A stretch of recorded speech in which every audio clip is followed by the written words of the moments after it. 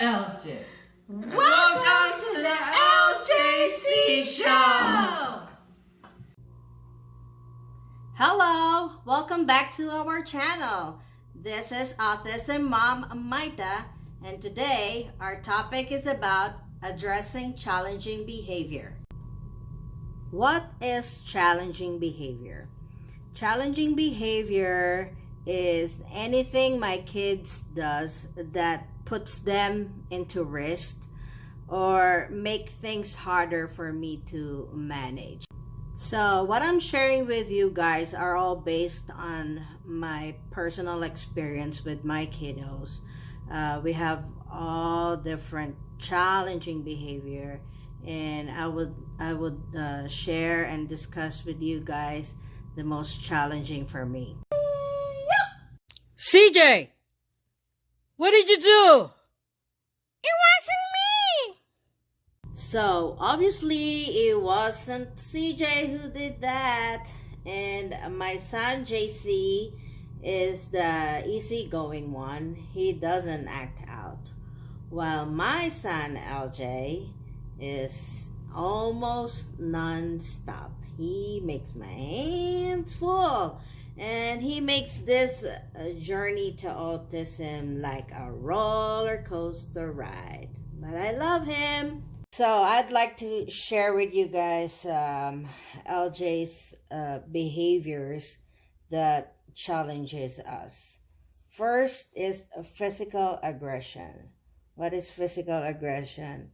That's hitting, biting, pinching, scratching, pulling hair, and non-physical is screaming.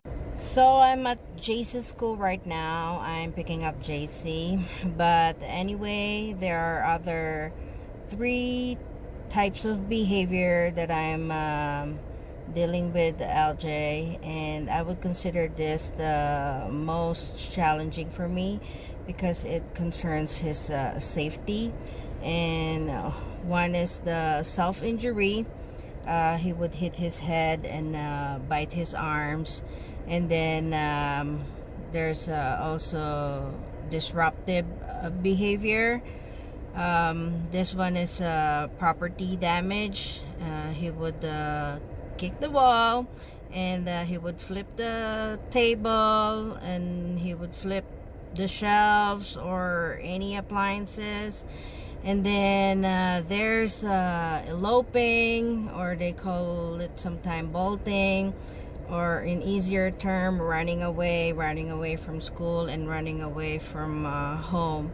I would probably make a part 2 of this addressing challenging behavior, so I could share with you guys my experience on this 3 behaviors that I just mentioned, so I could tell you what happened and how I dealt with these behaviors. Sensory issue could also be a trigger for behavior. Like LJ's sensory issue includes he has difficulty on loud noises, so he kept on putting his fingers on his ears, and he has a sensory issue with hair and fur, so he's scared of any animals. And with JC, he has a sensory issue on his mouth. He's having difficulty eating different textures of food. So JC has only certain food that he would eat. There's also a gray area when it comes to self-stimulation behavior. This is a behavior that concerns within, like it's a feeling inside that's why they're doing it. Most of LJ and JC's self-stimming are harmless, and it only become a concern to me and or a challenge to me when it's being exhibited in a public area and it's inappropriate. Just like one of LJ's steaming is he's pulling his pants down, and sometimes he would expose his behind. And also one of his steaming is verbal steaming. It's a repetitive dialogue or scripting. He would be scripting or telling a dialogue from a movie or a cartoon, and it would be inappropriate if he is telling it to someone that is not interested with that area or with that topic. So this behavior is kind of difficult to deal with because the satisfaction they get is within, so it'll be hard for us to control it. And usually if they lose one, they will just replace it with another one.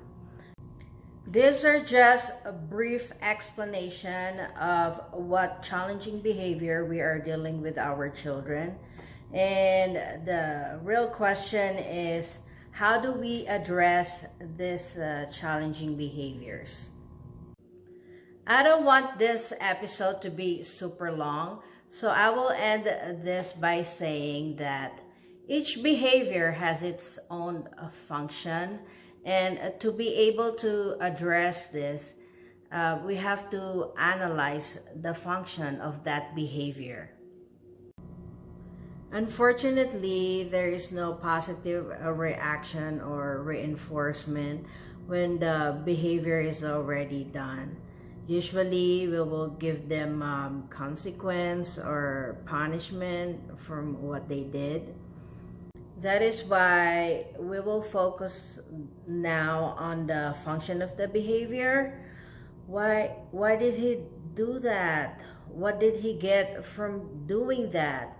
You know, we're gonna analyze the root of that behavior so that we could create a proactive strategy so it won't happen again, or we could avoid it from happening again. We are going to talk more about the functions of each behaviors, and I will give you tips on proactive strategies on our next episode. So please watch out for that. We hope that you picked out something on this episode. Our goal is to give awareness and support to the autism community. So please give us a like and subscribe to our channel. Click on the bell button for notification for our next episode. And remember, support, educate, advocate, autism awareness, and be kind. God bless. Till next time.